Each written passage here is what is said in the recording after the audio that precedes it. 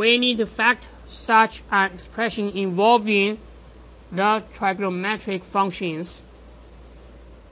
So we have the cosine square theta times tangent theta minus 2 times cosine theta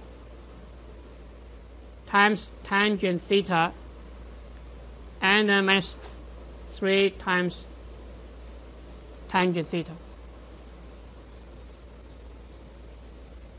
Now tell me, what is the first step to factor this expression?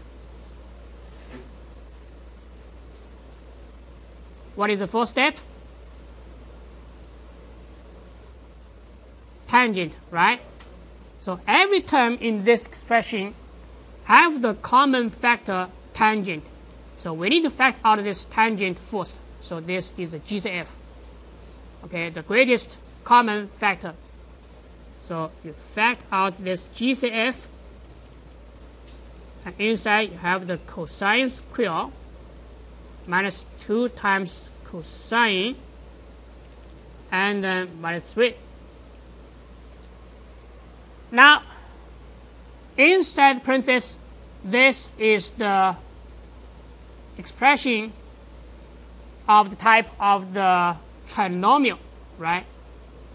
So actually, if you replace this cosine theta by a variable y, you have the y squared minus 2y minus 3. And this is trinomial, and the leading coefficient is equal to 1. So actually, you may just factor this constant so that the sum of the two factors is equal to the coefficient of this middle term. Then you can factor this trinomial. So you may factor the negative 3 as the negative 3 times 1, and then the sum of these two factors is equal to negative 2, which is the coefficient of this middle term. If you are not familiar, okay, with this type of the expression which involves the trigonometric functions, you may first, okay, use some variable, do this substitution, let y be the cosine theta, okay, and then you have the y squared minus the 2y and minus 3. Now you will feel much more comfortable with this, right? And now you can do this factoring for this trinomial. Then you get the y minus 3 times y plus 1. And after you factoring, okay, you finish the factoring of this trinomial, then you do the back substitution. So replace this y by cosine theta.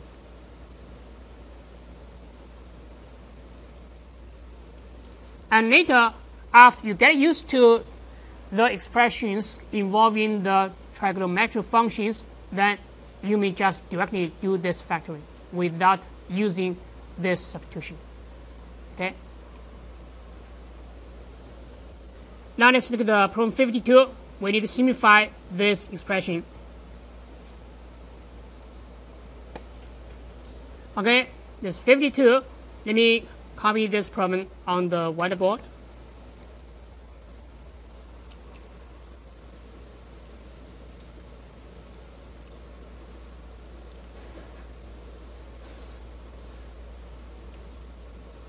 Tangent square x minus 2 times tangent x plus 1 divided by 1 minus 1 plus tangent of negative x. So we try to simplify this expression. So we can deal with the numerator and denominator, okay, respectively. So first, tell me, for the numerator, what should I do? Factor, right? Which formula should I use to factor this numerator?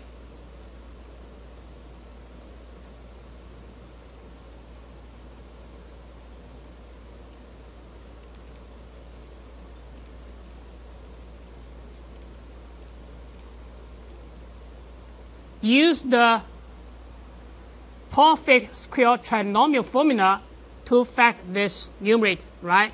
So right now, in this numerator, your a is the tangent x, and your b is the 1. So the middle term is just 2 times 1 times the tangent x, 2ad, right? So by using this formula, we know this numerator is equal to the square of tangent x minus 1. And for the denominator, when you see some negative sign inside the parenthesis, okay, as part of this input, you always use the fact that the tangent is an odd function or the cosine is even function, okay, something like this. So now the tangent is odd function, so this 1 plus the tangent of the negative x is equal to 1 minus the tangent x, because tangent of negative x is equal to negative tangent x. So now let's rewrite this part. So actually this is same as 1 minus the tangent x and then square, right? Since we know a minus b squared is equal to the square of b minus a, right? You switch the a and b, and this expression does not change. Okay. So now divided by 1 minus the tangent x. And then you can cancel one factor of the 1 minus tangent x. Then you get 1 minus tangent x. And then done. Now let's look at the 54. 54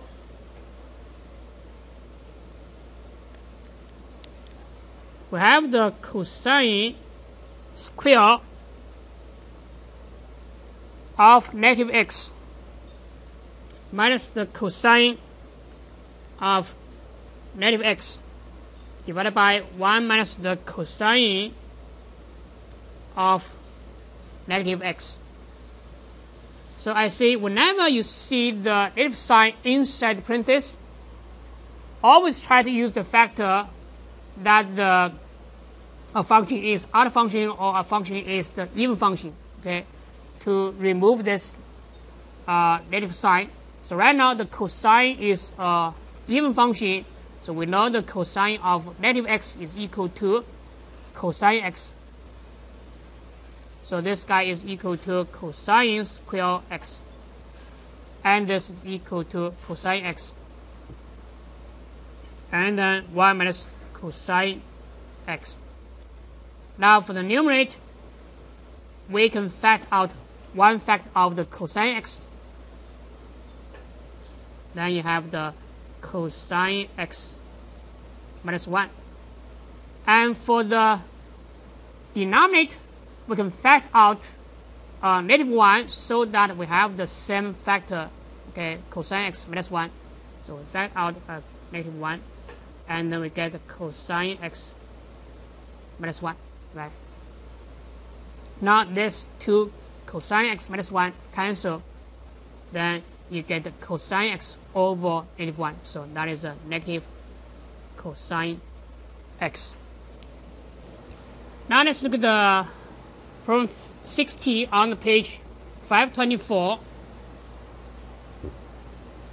And we need to prove this equation is an identity.